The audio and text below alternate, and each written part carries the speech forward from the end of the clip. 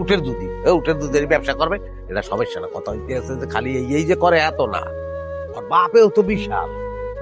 আমরা তো আমাকে বাড়ি গেছে, হ্যাঁ কি কমু আপনার বলতে গেলে যে একটা গ্রাম এক্সট্রা ওর কে না।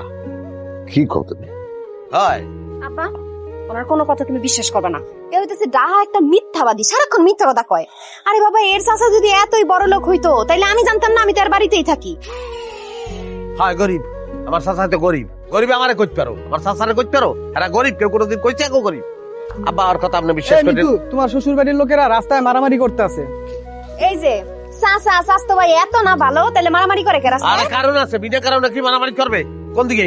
এইদিকে রাস্তার ভিতরে দেখছি মারামারি করতে আছে। দুইজনে মিলে মারামারি করতেছে। হ্যাঁ বুঝবি, আপনারা কিন্তু বেশি বাড়াবাড়ি করতেছেন, ফল কিন্তু ভালো হইব না, কয়ে দিলাম। আবার কথা কো, হালার আবার কথা কো, হালার তুই কাল্লা কথা কো, জানো শালার শালাই? হ্যাঁ, তার নাম কালাম মোল্লা। বরিশালের সবাই এক নামে চেনে, সবাই ডরায়। আমার বাবা সে এই এলাকায় আমি বিবাহ করবো, জামাই হবো এই এলাকায়, তুই তার সাথে আবার বেদবি করো? এই আমি কি বেয়াদবি করছি? এই মুরব্বি ঝামেলা করতেছেন, আমি কিন্তু এই এলাকার পোলা। এই কাকু কি হইছে নাকি? কি কি হইছে?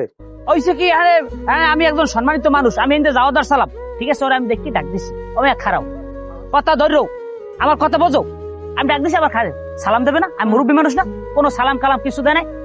এর এক ধরনের বেদবি না, সে আমার সাথে বেদবি করছে। আমি আল্লাহ কোনো বেয়াদবি করি না কাকা, একদম দা মিথ্যা কথা কইতাছে। এই আমার ডাইটাই নাই, মাইক শুরু করছে, আর বিশেষ করে এটা আবার মিথ্যে কথা কাকা, থাবরাম ধরি। আস্তে সালাম লাগবে আপনার? সালাম তো কয়শো সালাম লাগবে? দাঁড়ের ব্যবস্থা করবো মানে, মানুষ বলে যান মানে, হ্যাঁ সালাম দেয় না যে কে হেলিকে আপনি চপড়াইবেন? কাকা হলো হয়েছে কি, সম্মানী মানুষ তো এলাকার, ওদের না বাইরে সবাই সালাম দেয়। এরকম একটা স্যাংরা পোলা, হে যদি সালাম না দিতে মাইন্ড করবে না? তবে কাজটা ঠিক হয় নাই, এই কাজটা ঠিক হয় নাই। হয়েছে হয়েছে ভাই, তুমি কিছু মনে করিও না, তোমাদের কটা টাকা দেবো না আমি পরে। ও করতে বেদবি করে, আবার উল্টো টাকা দেবো। আরে শোনেন ভাই, আমার কথা শোনেন।